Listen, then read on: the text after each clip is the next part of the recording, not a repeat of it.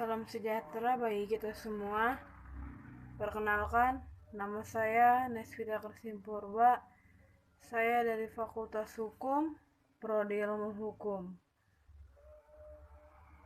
Universitas Singa Perbangsa Karawang, tahun 2020.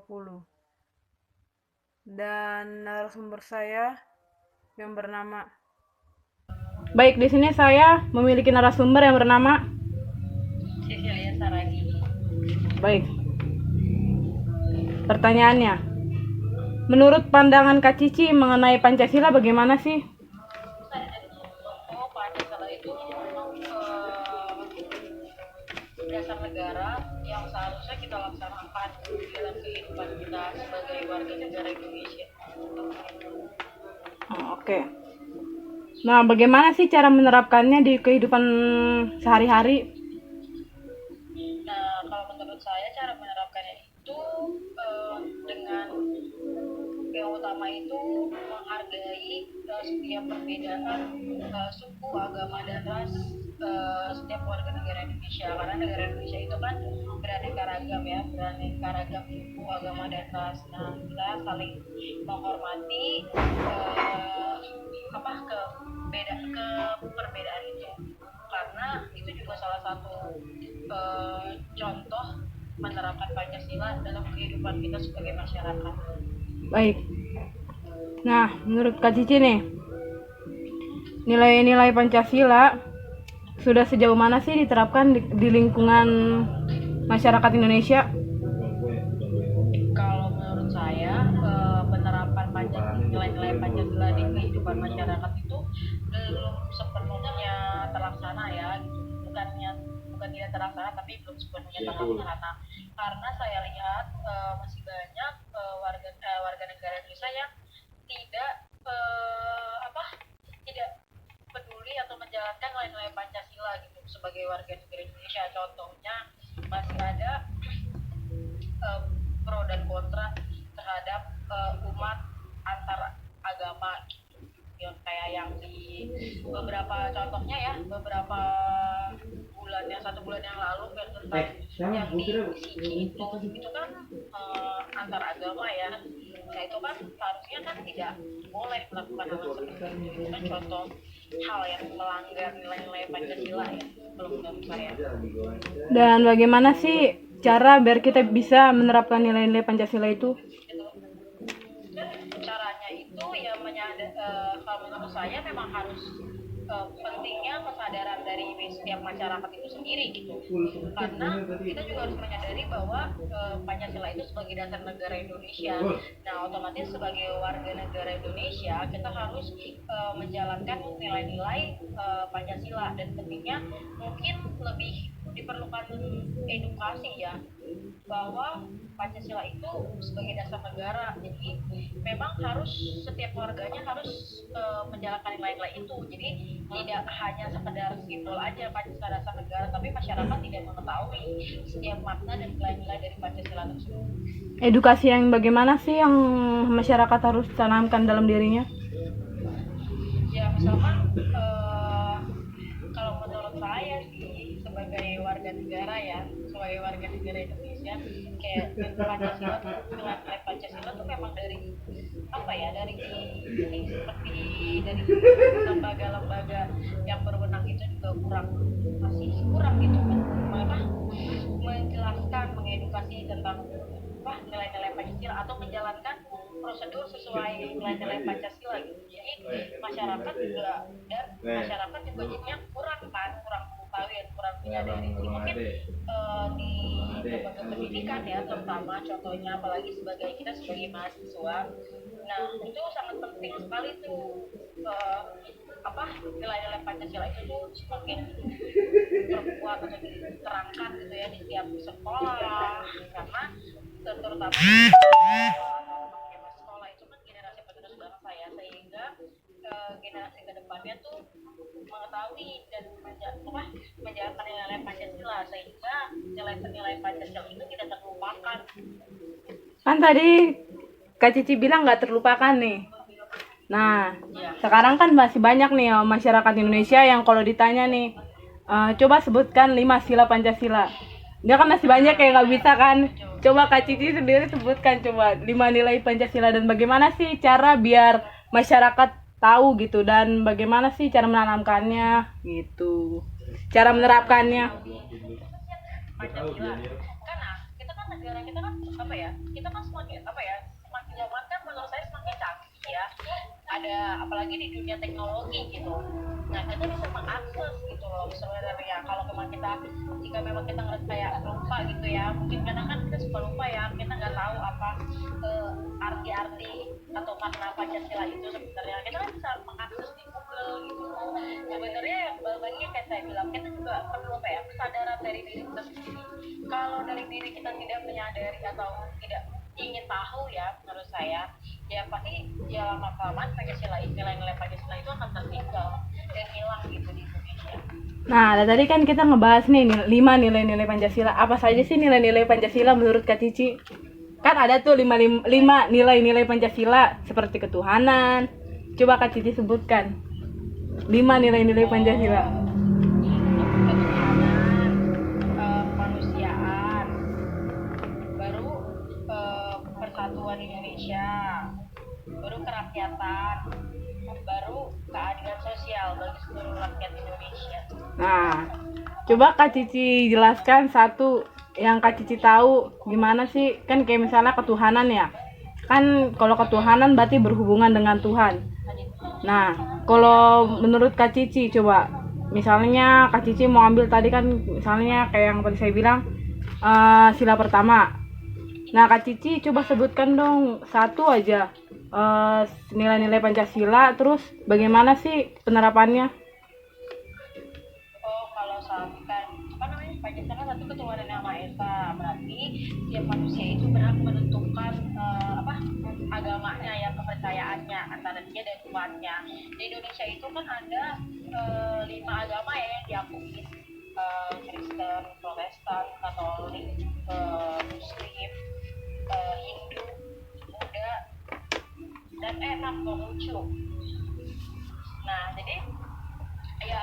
jadi setiap warga negara itu ya memang harus apa menghormati antara perbedaan itu juga dan bebas menentukan tidak boleh ada paksaan. Misalkan saya memilih saya beragama Kristen, saya punya teman yang beragama Buddha, jadi saya harus memaksa dia jadi minta Kristen itu kan nggak boleh. Jadi kita harus saling menghargai gitu tanpa dan tidak ketika dia memilih yang beda seperti kita ya kita juga harus saling menghormati mereka juga yang beragamanya beda seperti kita yang walaupun agamanya beda seperti kita gitu.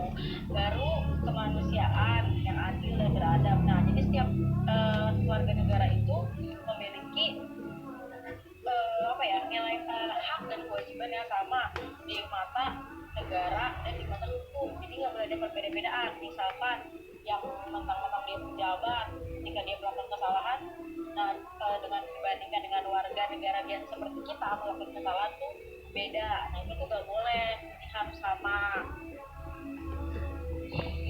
Nah, Lima ya?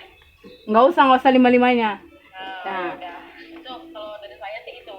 Terus menurut Kak Cici Contohnya ya salah contohnya. Nah, menurut Kak Cici nih, sudut pandang Kak Cici kan kalau bisa tadi kan Kak Cici bilang ya, tidak melihat dari apa namanya?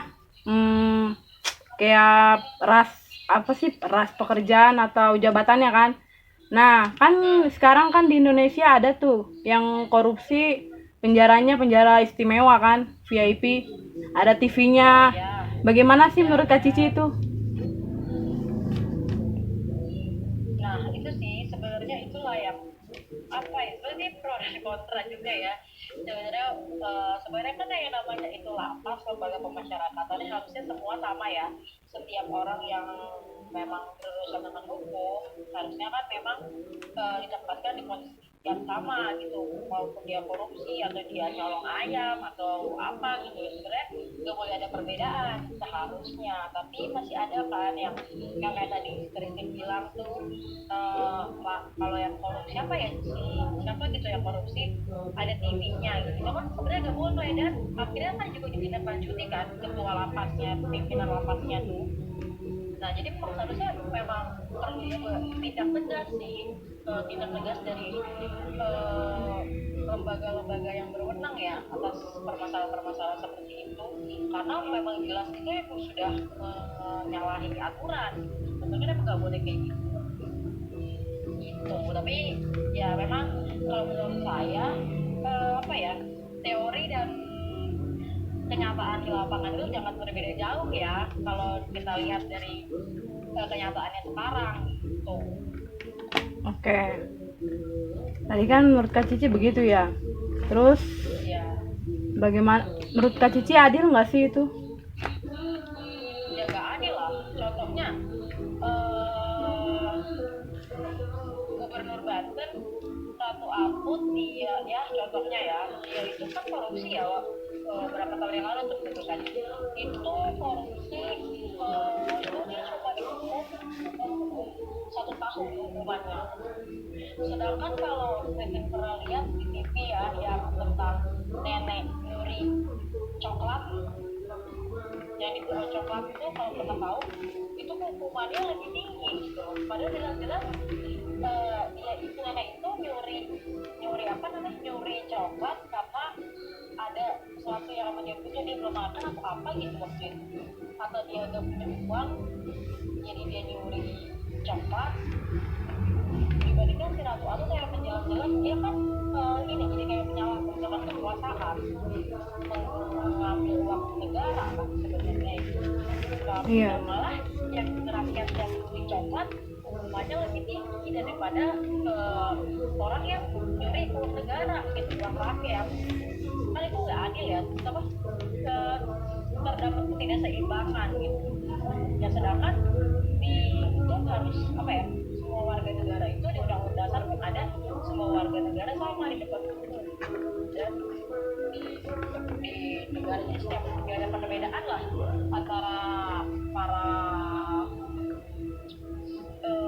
apa ya, para yang tinggi-tinggi ya, yang punya jabatan sama warga negara biasa.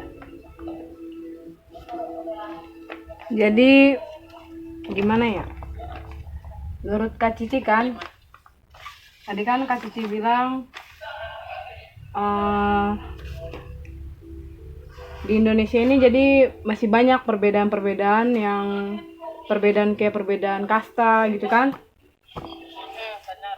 Bagaimana sih caranya biar masyarakat Indonesia tidak membedakan kasta? Caranya, cara yang terkecil aja, contoh cara yang terkecil. Biar masyarakat Indonesia tidak membeda-bedakan kasta. Ya caranya kayak yang tadi aku bilang ya adanya kesadaran gitu bahwa memang kita yang kita berada yang memiliki posisi yang lebih tinggi, kita ya harus apa ya, ya kita tuh sama gitu loh, semua masyarakat itu sama hak dan haknya, kewajibannya itu sama. Jadi ya kita harus punya kesadaran. Kalau kita nggak punya kesadaran ya apa ya, ego kita juga kan akan semakin ini kan, kayak kita punya kekuasaan, kita bisa bayar, jadi kayak itu sih yang masih kurang ya, karena apa kayaknya bahkan saya juga pernah dengar kayak hukum itu bisa dibayar, bisa dibeli kayak gitu kan. Nah, harusnya kan sebenarnya jadinya apa ya, merusak paradigma itu berarti yang sebenarnya kayak gitu, jadinya perusakan, padahal kan sebenarnya kan nggak boleh seperti itu. Jadi emang kita harus apa ya, kesadaran akan. Kesimpulannya adalah kita sebagai makhluk atau umat beragama harus bisa saling menghormati, menghargai walaupun kita berbeda-beda. Dan kita juga harus bisa menanamkan dalam diri kita sendiri nilai-nilai Pancasila agar hidup kita bisa damai dan sesuai dengan aturan yang ada di Indonesia. Baiklah, saya akhiri wawancara saya bersama Cecilia Saragi. Jika ada kata-kata atau perkataan kami yang salah, kami mohon maaf. Terima kasih.